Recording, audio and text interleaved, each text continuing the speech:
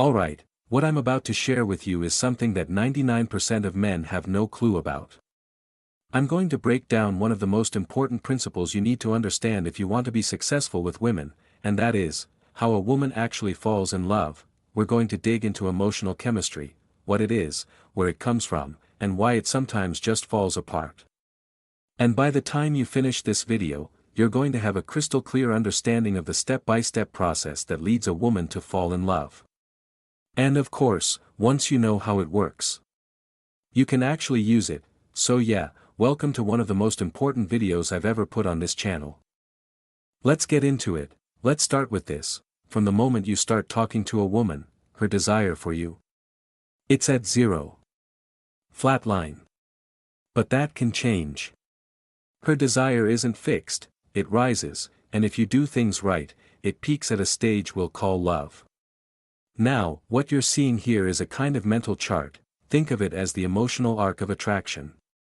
Two key factors drive this entire process: time and investment. Let's talk about time first. If you take nothing else from this video, remember this: for a woman to fall in love, she needs time. Period.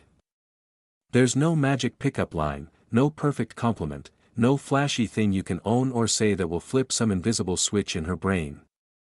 She's not an on-off switch, she's more like a barbecue brisket.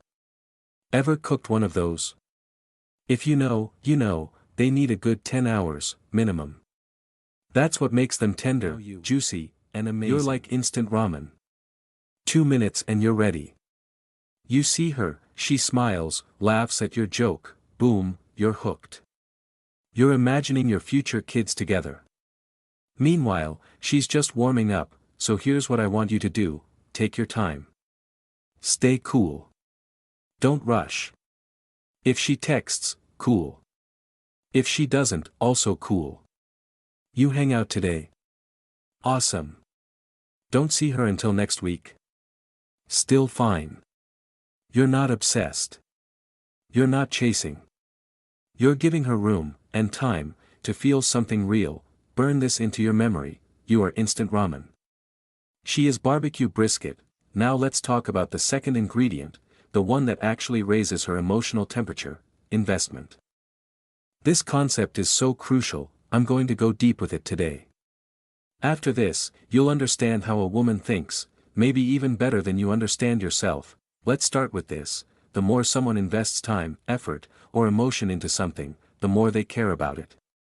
Simple as that. If you go out and buy a book, you're more likely to read it than if someone just handed it to you for free. Why? Because you chose it. You put something into it. It's the same with women. Her level of investment, how much she's put into you, that's what determines how much she wants you, how much she values you, and whether she's even open to going further. The more a woman invests in you, the more she starts to desire you. The more she values you, the more she's willing to chase you. Most guys, they have no clue about this. They do the opposite. They think they need to make everything easy for her, open doors, pay for everything, constantly text, constantly compliment. They think, if I just do everything right, she'll want me. But what actually happens? She keeps them around as a friend while she goes back to her toxic ex, the same guy she used to cry about. Why? Because we value what we invest in. Now let's look at how this investment shows up. There are 3 major types of investment I want to walk you through today. And we'll start with the first: compliance. Compliance is powerful. Every yes a girl gives you, even small ones, pulls her deeper into emotional connection with you. Now, a quick note: some girls are what I call auto-investors. They'll plan dates, cook meals, text you first, bring you thoughtful gifts, without you even asking. They're rare, but when you find one, life is sweet. Most women, though, they're waiting for you to take the lead. Not because they're lazy or uninterested, but because it feels better that way. They feel more feminine when you're guiding things, and they're responding to into investing more in you. There are 3 levels of compliance you need to understand. 1. Compliance requests. 2. Compliance demands. 3. Taken compliance. Let's start with the most basic: compliance requests. A compliance request is just a polite ask. It's low pressure, easy to say yes to. And if you're just starting out socially, this is where you want to begin. Examples: can you hand me a napkin? Wanna meet at 4 o'clock? Mind if I grab a quick dance with you? These are great for beginners, or for dealing with more independent or assertive women. You're asking, not telling. It's soft leadership, and that makes it easy for her to go along. Even if she doesn't see you yet as a romantic leader, she'll usually say yes to these things. It's subtle, but you're getting her used to saying yes to you. You're building a pattern. You're starting to cook that emotional chemistry. Once that's working, you graduate to level 2, compliance demands. This is where you stop asking, and start leading. Instead of "can you hand me the napkin?" you say, "hand me that napkin, sweetheart." Instead of "want to meet at 4," you say, "we're meeting at 4. I'll see you then." The difference is simple, but the effect is powerful. If she's already started to invest, and she respects you even a little, she's going to respond to this kind of value from the start. You can sometimes skip the compliance requests entirely and go straight to this level. The goal is always to escalate, to get to the point where she not only says yes, but starts to see you as someone worth following, trusting, and building with. And finally, there's level 3, taken compliance. This one is more advanced, and it often involves physical action.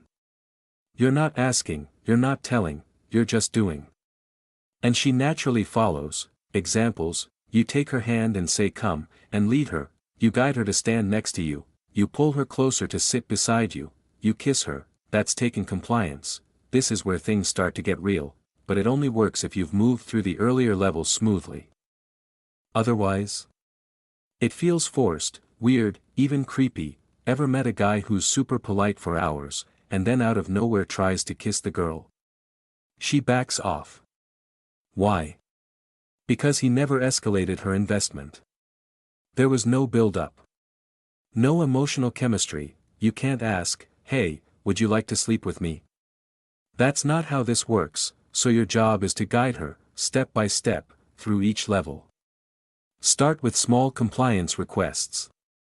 Graduate to confident demands.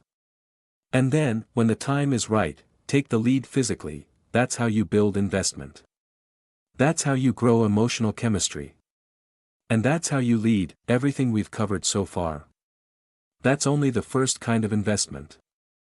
If you're still with me, good, because in the next section, we've broken down the first type of investment, compliance.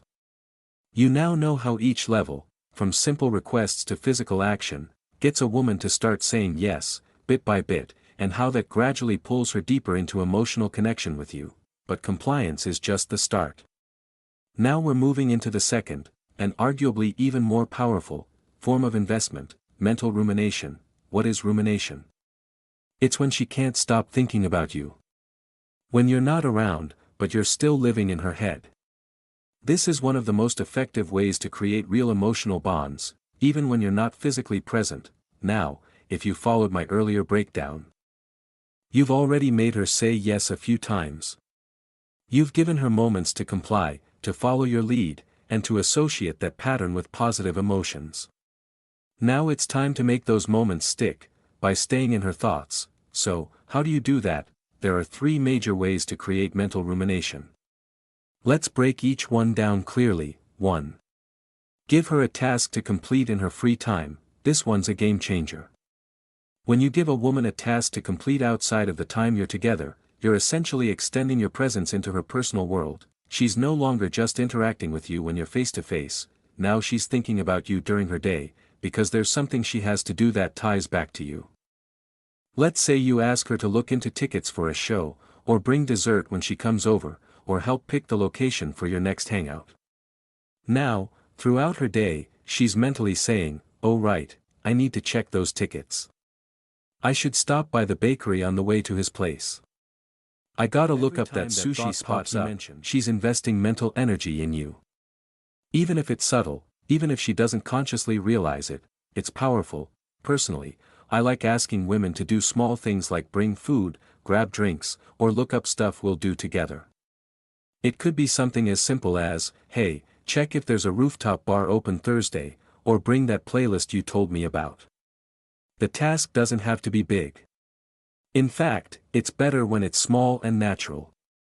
What matters is that it creates an association. She's thinking about you when you're not around. 2. Give her something to figure out about you. This is where mystery becomes your best friend. One of the fastest ways to spark mental rumination is to leave her wondering about you. Women are naturally curious when it comes to men they find interesting, and if you stay just a little hard to read, you'll stick in her mind much longer than the guy who lays it all out. Here are some of the questions that naturally create rumination. Does he like me? Does he already have someone? Is he going to make a move? What did he really mean when he said that? Now, this doesn't mean you should be distant or cold. In fact, you can be warm and charismatic, just not too obvious. Don't spell everything out. Don't give her a roadmap to your emotions. Be unpredictable in small, charming ways. Let her try to figure you out, and here's a trick: when she does ask one of those big questions, don't give her a flat answer. If she asks, "Do you like me?" and you say, "Yeah, I do," that's it. Curiosity gone. Instead, respond with something that deepens the mystery or shifts her focus. Say something like, "I'm still figuring you out. You have a lot of layers." That creates new questions, and keeps the intrigue alive. Mystery is attractive.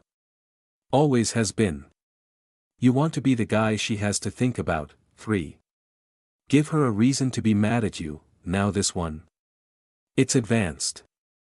And it's risky. But it's worth understanding. When you make a woman genuinely mad at you, whether intentionally or not, you trigger a huge emotional response. Anger, frustration, resentment.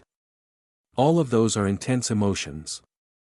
And intensity keeps you on her mind. Here's the wild part: the girl who's fuming over you at night, she's thinking about you more than the girl who's mad about you. Now, let me be clear, I'm not telling you to hurt people's feelings on purpose. That's not the goal. This isn't about playing toxic games. But if something you say or do naturally rubs her the wrong way once in a while, and you later flip the situation, apologize, joke about it, or even tease her for being mad, you can turn that emotional tension into attraction. The stronger the emotion, the deeper the investment. But again, don't go out of your way to piss women off. This isn't a tool for beginners. It's just something to be aware of, something that shows how even negative emotion can lead to mental investment if you handle it right. Let's move to the third type of investment, temporal investment. This one is the most obvious. It's all about time. The more time a woman spends with you, the more emotionally invested she becomes. Simple, she's not just showing up for one dinner or one conversation, she's giving you her hours, her days, her weekends. And over time, all of those moments start to add up into a real emotional bond. Now, don't get this twisted, temporal investment alone won't make her fall in love. She spends time with lots of people, co-workers, friends, family. That doesn't mean she's falling for all of them, but when you combine time with compliance and mental rumination, now you're building something powerful. That's when you move from just being a guy she's talking to the guy she can't stop thinking about. Temporal investment is especially important when things start getting more serious, when you're moving into relationship territory. That long-term bond. That I can't imagine not having him in my life feeling. It's built on shared time. In a way, time is like gravity. You don't notice it at first. But the more time she spends around you, laughing, talking, sharing experiences, the harder it is for her to detach. That's why consistency is important. Not neediness. Not chasing. Just being present, over time, in a way that's natural and enjoyable. That's what turns casual interest into lasting attachment. A woman falls in love through a process, not a moment. There's no magic switch. There's time.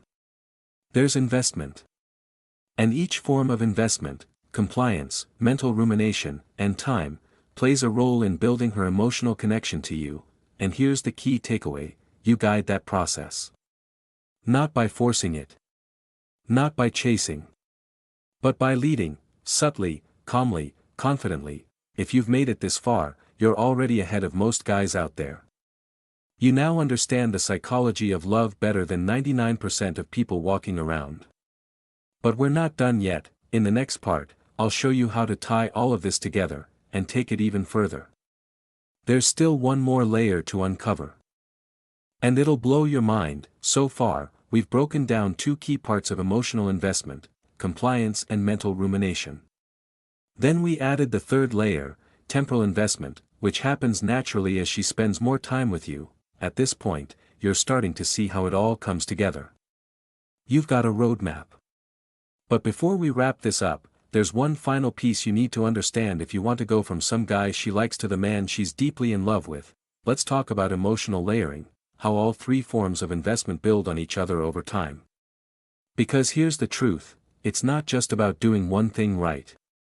It's about creating a pattern of emotional highs, uncertainty, curiosity, and consistency that slowly shapes how she feels about you.